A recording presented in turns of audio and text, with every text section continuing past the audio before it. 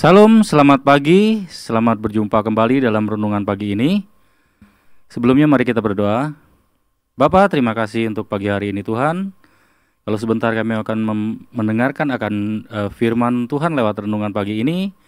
Kami membuka hati kami, biarlah kami dapat diberikan hikmat dan pengertian supaya kami dapat memahami dan menjalankan apa yang ingin Tuhan kami lakukan. Dalam nama Tuhan Yesus kami berdoa, amin. Pada renungan kali ini saya akan bawakan suatu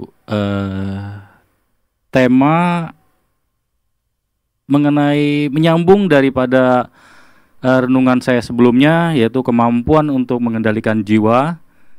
Di sini saya beri judul adalah filter jiwa gitu. Dalam khotbah Bapak Gembala, pintu masuk dari diri manusia adalah jiwa kita, yang mana kita tahu bahwa jiwa itu terdiri dari pikiran, hati, dan kehendak. Bagaimana kita memfilter apa yang masuk atau apa yang dikonsumsi oleh jiwa kita itu? Saya menganalogikan filter jiwa itu dengan filter akuarium. Kebetulan saya sendiri hobi gitu dengan memelihara ikan hias gitu. Kalau saya melihat ya, filter akuarium itu secara umum itu terbagi jadi dua filter, yaitu filter mekanik dan filter biologis gitu. Dalam istilah akuarium gitu ya. Di mana filter mekanik itu adalah filter busa atau filter spon gitu, yang menyaring kotoran-kotoran kasar gitu, entah itu dari kotoran ikan atau kotoran-kotoran sisa-sisa makanan ikan gitu ya. Kemudian kemudian disaring lagi dengan filter biologis gitu. Ini menyaring zat-zat racun, zat-zat yang mengandung amonia gitu ya, zat-zat yang berbahaya bagi habitat air gitu.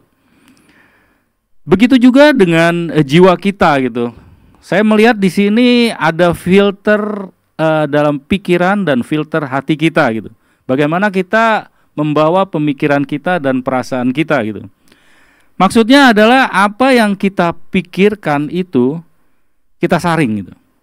Jadi apa yang seharusnya kita pikirkan itu kita pikirkan, dan apa yang tidak perlu kita pikirkan tuh seharusnya tidak perlu kita pikirkan. Jadi ada hal-hal yang memang tidak perlu kita pikirkan gitu. Dari apa yang mempengaruhi pemikiran kita dan perasaan kita, kalau saya lihat ada dari sebagian besar adalah dari permasalahan. Sini ada permasalahan, biasanya itu permasalahan yang umumnya terjadi. Saya angkat dua permasalahan, yaitu permasalahan ekonomi dan permasalahan yang dari penyakit.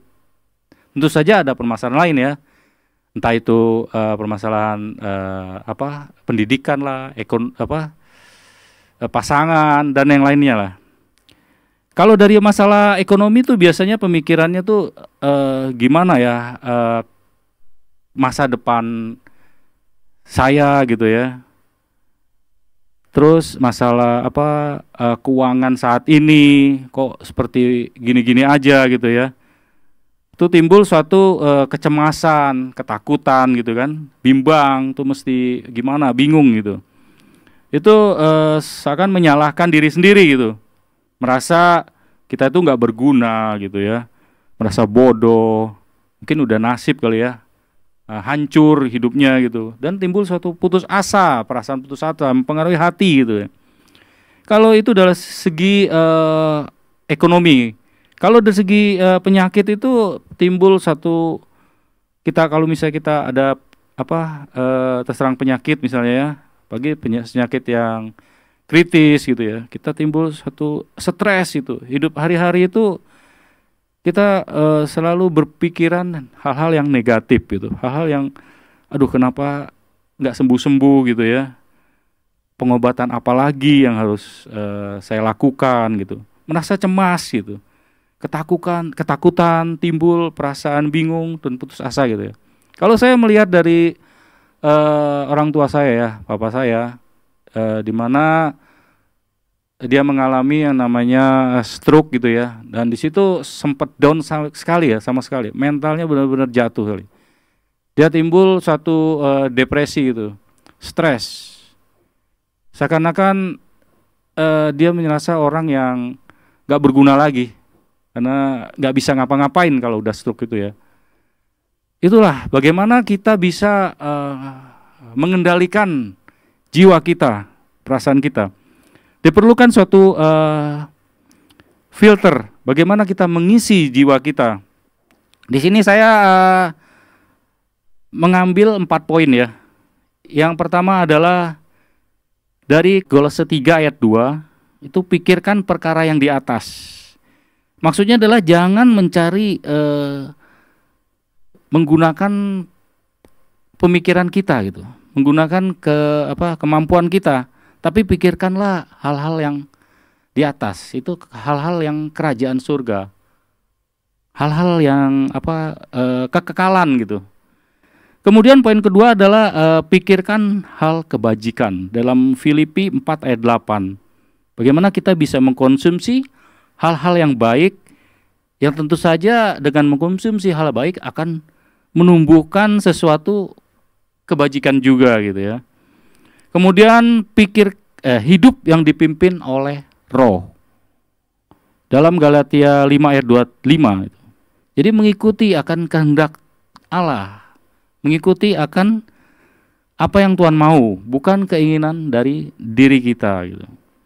Yang terakhir adalah biarlah damai sejahtera Allah memelihara hati dan pikiran kita. Itu di dalam Filipi 4 ayat 7. Biarlah senantiasa kita hidup di dalam kasih dan kebaikan dan kemurahan Tuhan. Amin. Mari kita berdoa. Bapa, terima kasih untuk renungan pagi ini Tuhan. Biarlah kami menjaga hati kami, menjaga jiwa kami, supaya kami dapat mengendalikan tubuh kami, jiwa dan roh kami. Biarlah Roh Kudus saja yang memampukan kami, sehingga kami dapat mengontrol apa yang masuk dalam pikiran dan perasaan kami. Terima kasih Tuhan, hanya dalam nama Tuhan Yesus kami berdoa. Amin. Selamat pagi, terima kasih. Tuhan Yesus memberkati.